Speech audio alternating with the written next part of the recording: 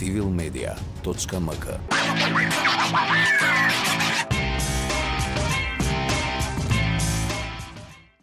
Ова се кратки нозе. Добре дојдовте. Заедно со вас разоткриваме дезинформации со неспорни факти и аргументи. Во ова издание зборуваме за дезинформации за етничката припадност на министрите и пратениците со кои се потикнува нетрпеливост. Ке ви зборуваме и за дезинформации за цената на еврото, како и за невистини изнесени за бесплатниот превоз за пензионери во гостувањето на градоначалничката на Скопје Данела Арсовска во само интервју. Почнуваме веднаш. Договорот меѓу премиерот Заев и председателот на Алтернатива Гаши за влезна оваа партија во владата предизвика голем број на објави на социјалните мрежи, дел од кои беа полни со дезинформации, но и потикнување на нетрпеливост. Во твитот на извесен господин Македон, кој минатата недела беше еден од најпопуларните твитови со дури 165 споделувања и над 630 реакции, се потикнува етничка нетрпеливост и се изнесуваат следниве дезинформации. 90 пратеника македонци, 4 министри. 30 пратеника албанци, 12 министри. Твитер налогот на Гоце Чекоров Ланспак на 5 декември објави дека владата на СДСМ има 2 министри од СДСМ. Два министри. Оваа објава достигна над 100 споделувања и 375 реакции. Но не е точно дека има 90 пратеника македонци, 4 министри. Како што не е точно ни дека има 30 пратеници албанци, а 12 министри. Ниту пак дека владата има 2 министри од СДСМ. Слични дезинформации со слични намери беа пласирани и во популарни постови на мрежата Facebook. Страницата Приказни од булеварот на 6 декември исто така објави пост во кој се вели: во владата имало 18 министри од албанско етничко потекло и 17 од македонско. Чисто сумњам дека и тие 17 сите се македонци. Па сега, драги мои македонци, удрете есап колку чини вашиот глас на избори. Како 200.000 гласа на албанците носат повеќе власт во Македонија од 650.000 на македонците. Објавата доби над 1800 реакции и дури 73 споделувања. Овие објави полни со дезинформации не би ни заслужувале внимание и анализа во кратки нозе, доколку не се најда меѓу најпопуларните твитови и Facebook објави на неделата. И доколку не беше очигледна намерата да потикнат етничка нетрпеливост. Публиката треба да ги отфрли објавите на овие подбуцнувачи и да не дозволи да биде жртва на нивните манипулации. На 8 декември 2021 година повеќе портали објавија информации дека цената на еврото надмина 62 македонски денари. Курир објави содржина со наслов "Еврото надмина 62 денари". Ист наслов објави и Маркукуле, а идентичен наслов објави и Нетпрес. Денешен пак напиша "Стабилно и под контрола" во наводници. Еврото надмина 62 денари. Дел медиуми објавија и табела на Народна банка од 7 декември за курсеви при вршење на платниот промет со странство за потребите на државните органи, од кои се гледа дека продажниот курс е над 62 денари. Меѓутоа, Народна банка на Република Северна Македонија ги демантираше овие информации како погрешни.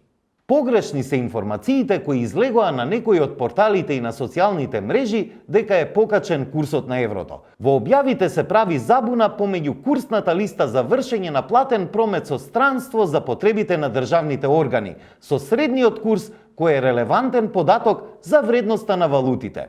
Девизниот курс на денарот е стабилен и нема промени во неговото ниво. Средниот курс на еврото според курсната листа на Народна банка изнесува 61,69 денари и истиот е непроменет во однос на лани.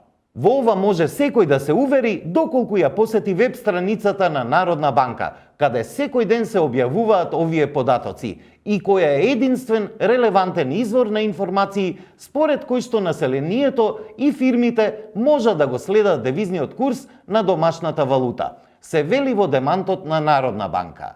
Ако се погледне курсната листа за платен промет со странство за државните органи во претходните месеци, може да се види дека продажниот курс во денари бил над 62 и претходно, например на табелата од 23 септември 2021 година.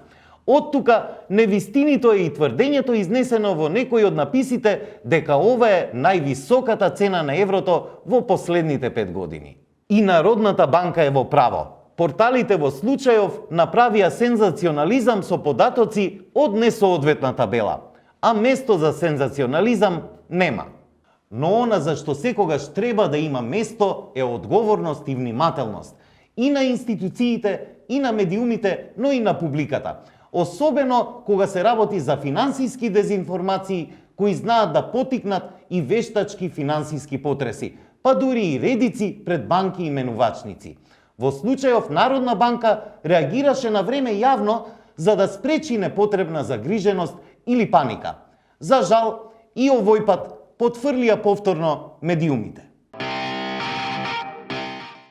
Во гостувањето на само интервју на Канал 5 на 9 декември, градоначалничката на Скопје Данела Арсовска зборуваше и на темата бесплатен јавен превоз за пензионерите. За пензионерите во секој случај неопходно е да се врати она кое што го има претходно, затоа што тоа не е нивна привилегија, тоа е нешто кое што навистина е во нивен интерес, мислам дека заслужиле и како категорија на граѓани дека заслужуваат да имаат бесплатен јавен превоз. Меѓутоа, пензионерите од Скопје немаа никогаш бесплатен јавен превоз секој ден. Тој првично важеше во вторник и во петок, а потоа беше проширен и со сабота и недела. Во текот на пандемијата, бесплатниот превоз во тие денови привремено беше укинат, па повторно вратен. Во кампањата за локалните избори во 2021 година, поранешниот градоначалник на Скопје Шилегов ветуваше бесплатен јавен градски превоз за сите пензионери во Скопје секој ден во неделата. Арсовска пак ветуваше целосно бесплатен јавен автобуски превоз за сите скопјани, а не само за пензионерите. Според последното што го кажа таа во само интервју, тоа ќе се одвива етапно.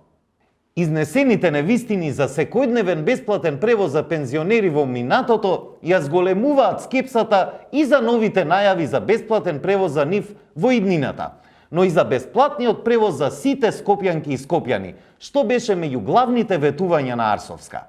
Иднината ќе покаже дали градоначалничката Арсовска ќе ги оствари ветувањата. Но она што треба да го знае секој политичар е дека изнесувањето невистини не ја зголемува довербата во политичарите и во нивните ветувања, туку напротив ја намалува. Тоа е лекција која порано или подоцна секој од нив ја научува. Толку во овие кратки нозе. Се гледаме наскоро во нова заедничка потрага по вистината. Останете со Цивил Медија.